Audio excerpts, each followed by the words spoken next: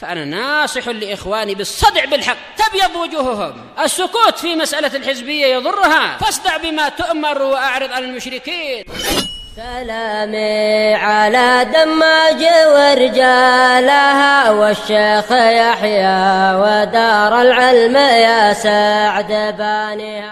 الله وحده لا شريك له وأشهد أن محمدا عبده ورسوله. Allahumma sholli ala Muhammadin abdika wa rasulik wa ala alihi wa ashabihi ajma'in, amma ba'd. Jadi kita lanjutkan pembahasan dari fikihnya. Mana alamat kamu ya? Muka surat berapa ya?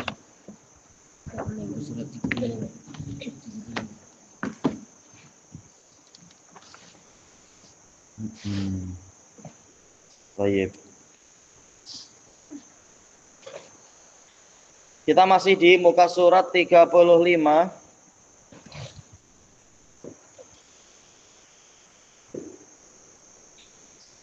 Yaitu yang kedua, kewajiban wudhu yang kedua, ghuslul yadaini ilal mirfaqain.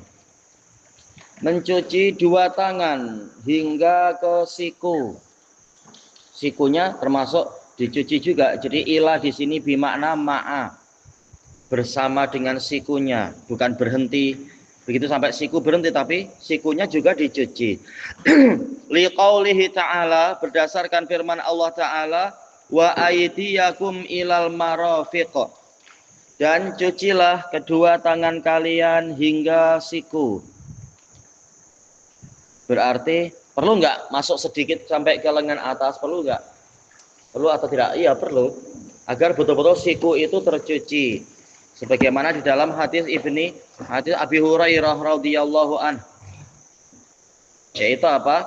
Faghasala yadaihi ila mirfaqaihi hatta asra'a fil adud. Nabi mencuci kedua tangan beliau hingga siku beliau sehingga masuk ke lengan atas. Mungkin ya naik sedikit-sedikit. Ini untuk apa? Itu bukunya lain.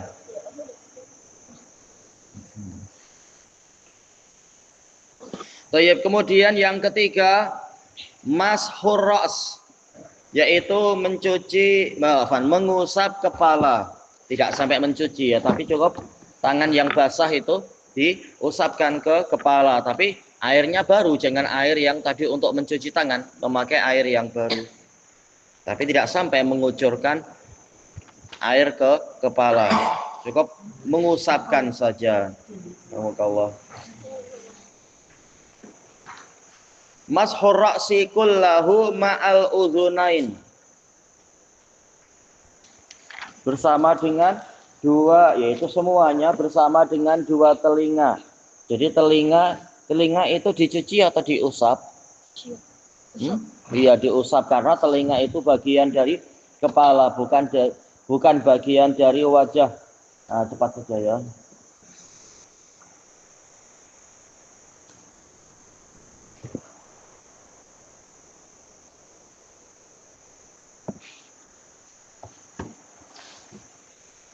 Kemudian liqaulihi ta'ala, berdasarkan firman Allah Ta'ala, wamsahu biru'usikum, dan usaplah kepala-kepala kalian. Ini baknya bukan bak tabu'idiyah, bukan menunjukkan sebahagian kepala, tapi ini istilahnya adalah ba'lil ilsaq, yaitu menempelkan fi'il kepada maf'ul bihnya. Jadi betul-betul agar masuk, usapannya memang masuk ke kepala. Masuk bukan berarti sampai ke akar rambut, tidak perlu akar rambut. Intinya betul-betul mengusap. Baknya ini bak bukan tabu'idiyah, bukan menunjukkan sebahagian, tapi dikatakan ilsaq, yaitu semua kepala harus diusap. Sebagaimana tawaf, wal yatawafu bil baitil atiq, yaitu betul-betul tawaf mengelilingi Ka'bah, bukan hanya setengah Ka'bah. Jadi baknya menunjukkan semuanya itu dikelilingi.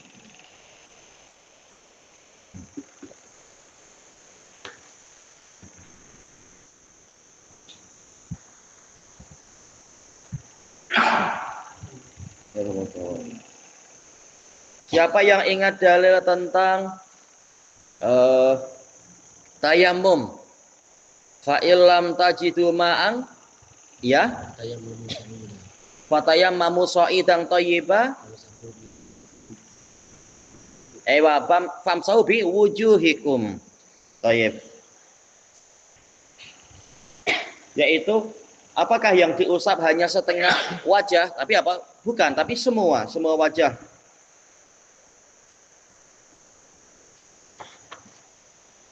Menunjukkan bahwasanya bak itu bukan maksudnya sebagian atau setengah atau sepertiga, tapi betul-betul fiilnya itu dikenakan ke maf'ul bihnya, yaitu betul-betul mengusap.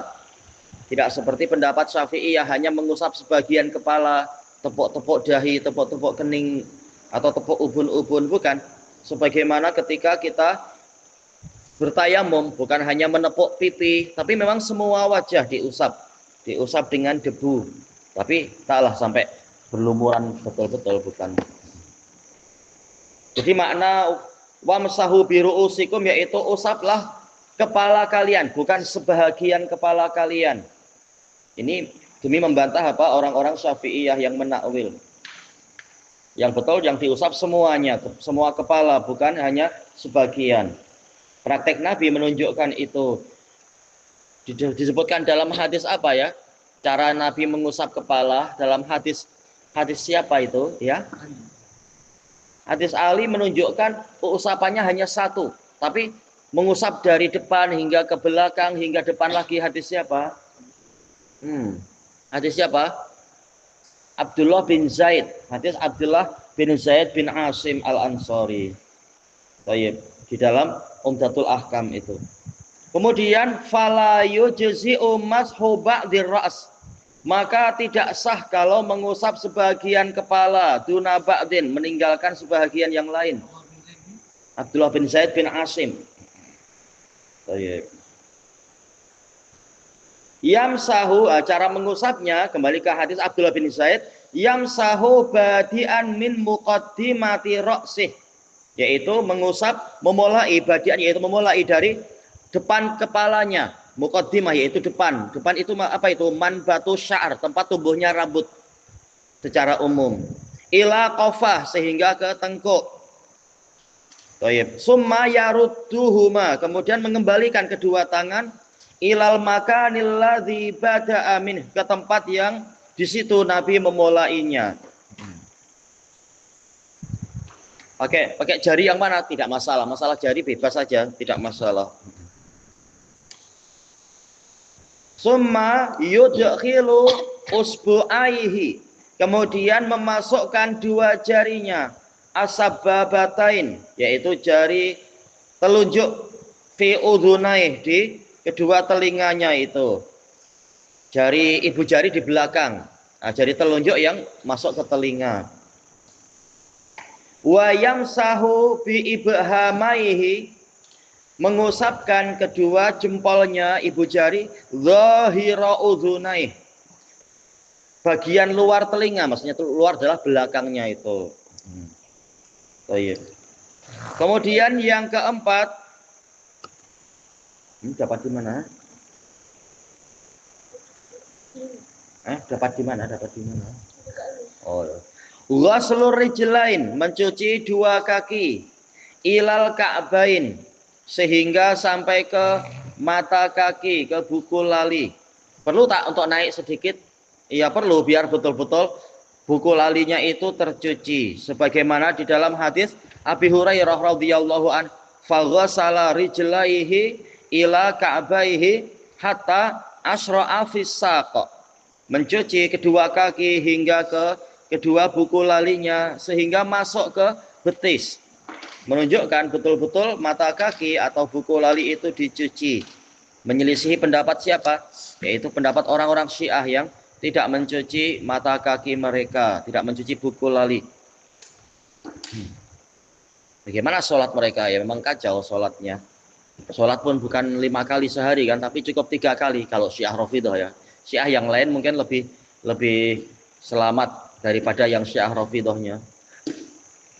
Baik. Liqaulihi ta'ala, berdasarkan firman Allah Ta'ala, wa arjulakum, yaitu igsilu arjulakum, cucilah kaki-kaki kalian, ilal ka'bain, hingga ke buku lali, yaitu ke mata kaki. Kalau Syiah membacanya apa? Wa arjulikum, yaitu mengusap. Ini salah lagi. Karena dalam hadis Abdullah bin Amr ibnul As, faja'ala ba'duna yamsahu arjulahum, sebagian dari kami mengusap kaki-kaki mereka. Kemudian Nabi mengatakan, wailul lil aqabi minan nar, asbighul wudu, celaka tumit-tumit itu dari neraka, sempurnakanlah wudu. Menunjukkan kalau tidak dicuci kakinya itu, wudunya belum sempurna dan terancam neraka. Wudunya belum sah. Harusnya dicuci, bukan diusap. Bila kaki itu boleh diusap dalam wudhu? Iya, ketika menggunakan khuf, menggunakan tasakhin, yaitu apa? Pembalut-pembalut. Mungkin sejuk kan? Nah, seperti kalau kita di negeri 4 musim, di musim sejuknya. Nah, kita memakai apa? Memakai tasakhin, memakai stokin itu, memakai kaos kaki kalau Indonesia bilang. Nah, itu boleh diusap saja, tidak dicuci. Kalau dicuci basah malah nanti menimbulkan bahaya, boleh jadi. Kalau alas kakinya basah kuyup. Jadi boleh diusap kalau keadaannya seperti itu. Kalau sedang tidak memakai apa-apa, kakinya itu wajib dicuci. Kemudian kewajiban yang kelima, al-khamis at-tartib, yaitu harus berurutan. Jangan apa, tangan dulu, baru wajah, baru kaki, baru kepala, ya itu terbolak-balik, salah. Li'anna Allah Ta'ala dzakaral wudu'a murattaban, karena Allah Ta'ala menyebutkan wudhu secara urut. Wa tawaddo'a Rasulullah sallallahu alaihi wasallam murattaban, Rasulullah sallallahu alaihi wasallam juga berwudhu secara urut, ala hasabi ma dzakarallahu subhanahu, sesuai dengan yang disebutkan oleh Allah subhanahu. Al wajh fal yadain, ya wajah, kemudian kedua tangan, farras, selanjutnya adalah kepala, farijlain, kemudian kedua kaki. Apalagi Allah memisahkan dua yaitu apa? Lafaz yang secara lughah itu harus disatukan. Masalah apa? Pengusapan. Wamsahu, apa itu? Biruusikum. Kemudian apa? Kemudian mengusap kepala, yaitu dalam keadaan dia dijarkan, tapi kemudian dipisah. Sebentar. Faghsilu wujuhakum wa aydiyakum ilal marafiqi wamsahu biruusikum wa arjulakum. Yaitu yang harusnya dinasabkan dipisah dengan jar. Kan tadi apa? Cuci wajah, cuci tangan, harusnya juga apa? Cuci kaki. Ternyata dipisah dengan pola majrur, yaitu ru'usikum, yaitu yang kaki dipisah, lafaz mansubnya dipisah, menunjukkan memang tidak boleh ditukar-tukar posisinya. Kaki harus di belakang pencuciannya, walaupun dia itu harusnya maktuf kepada tangan, yaitu mansub dia. Boleh juga dikatakan maktuf kepada wajah, yaitu harus mansub. Kata para fuqaha, ini menunjukkan memang harus urut, tidak boleh dibolak-balik. Saking kuatnya perintah untuk muwalah, saking kuatnya perintah untuk tartib, tidak boleh dibolak-balik sampai peraturan bahasa itu Allah rubah. Yaitu Allah jadikan yang harusnya digabung menjadi satu, Allah jadikan terpisah. Yaitu apa? Yang mansub dipisah oleh yang majrur di tengah-tengahnya itu. Diamlah, apa tahu. Belum selesai bicara.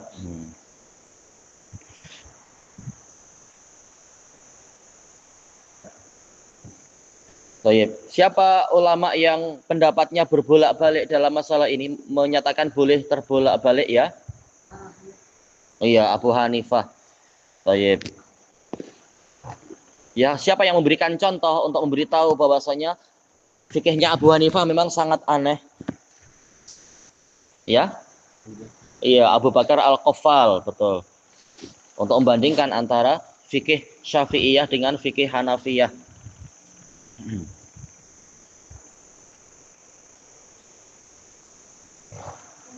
Kemudian yang ketujuh, yang keenam, al-muwalah, yaitu susul menyusul. Tidak boleh ditunda, tidak boleh lama-lama diakhirkan. Jangan setelah cuci wajah, kemudian tangan nantilah setengah jam lagi. Ya, tak boleh. Harus segera disusul. Jangan dipisah lama-lama. Boleh dipisah sekedar bersin mungkin, atau sebentar saja cari tambahan air mungkin barangkali. Tapi untuk dipisah lama-lama tanpa udzur itu tidak boleh. Qal bi ayyakuna ghuslul udwi aqibal ladzi qablahu mubasyarah. Caranya adalah mencuci bagian tadi setelah bagian yang sebelumnya secara langsung.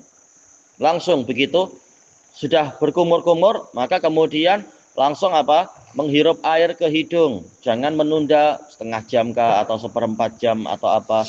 Kemudian langsung mencuci wajah. Kemudian langsung mencuci tangan. Kemudian langsung mengusap kepala. Selanjutnya langsung mencuci kaki. Jangan dipisah lama-lama. Thayyib ilahuna wallahu a'lam.